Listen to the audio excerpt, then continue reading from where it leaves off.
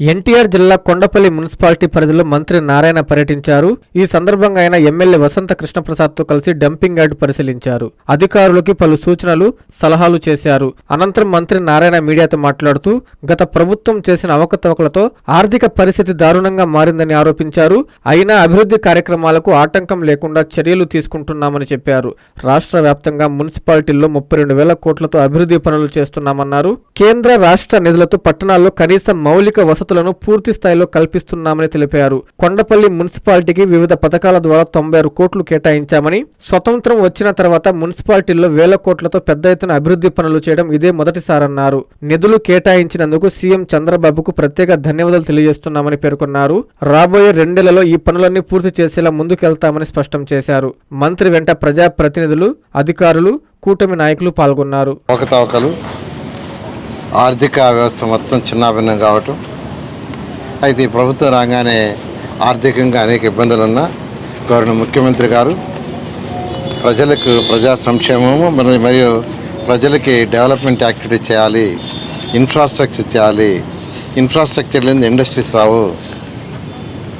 అదేవిధంగా local bodies ఏదైతే municipalities కావచ్చు, పంచాయతీలు ఉన్నాయో వాటిల్లో కూడా వాళ్ళకి ఇవ్వాల్సిన బేసిక్ ఇన్ఫ్రాస్ట్రక్చర్, తాగటానికి స్వచ్ఛమైన వాటర్, అదేవిధంగా ప్రతిరోజు ఇంట్లో నుంచి వచ్చే చెత్త చెదరంతా తొలగించడానికి సాలిడ్ వేస్ట్ సిస్టమ్స్, అదేవిధంగా వర్షాలు వస్తే నీళ్లు పోవడానికి చక్కటి డ్రైన్స్, రోడ్స్, లైట్స్, ఇవన్నీ బేసిక్ ఇన్ఫ్రాస్ట్రక్చర్. అదైన తర్వాత స్కూల్స్, హాస్పిటల్స్, పార్కులు ఇవన్నీ కావాలి. అయితే ఏదేమైనప్పటికీ ఆర్థికంగా ఇబ్బందులున్నా ప్రజలు ఎంతో నమ్మకంతో మనం గెలిపించారు.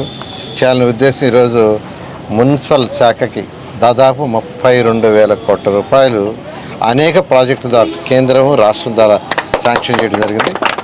దాంట్లో కొండపల్లి మున్సిపాలిటీకి, ఈ యొక్క మున్సిపాలిటీకి డిఫరెంట్ ప్రాజెక్టులలో ఒకటి UIDF urban infrastructure development fund అనే ద్వారా 46 కోట్లు శాంక్షన్ చేశారు. అంతా ఇంత కాదు, 46 కోట్లు.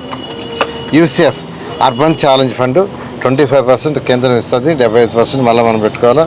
దాని కింద 25 కోట్లు ఇచ్చారు.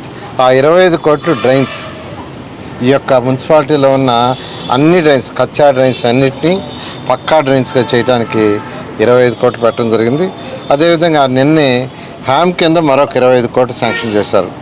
డ్రైన్సే కాకుండా ఆ మున్సిపాలిటీలో ఉన్న కచ్చా రోడ్లు, అదేవిధంగా పార్కులు, సెంటర్ డివైడర్ లైట్లు, ఈ 4 చేసుకోవడానికి ఎస్టిమేషన్ చేసి 25 కోట్లు, మొత్తం 96 కోట్ల రూపాయలు ఒక మున్సిపాలిటీ.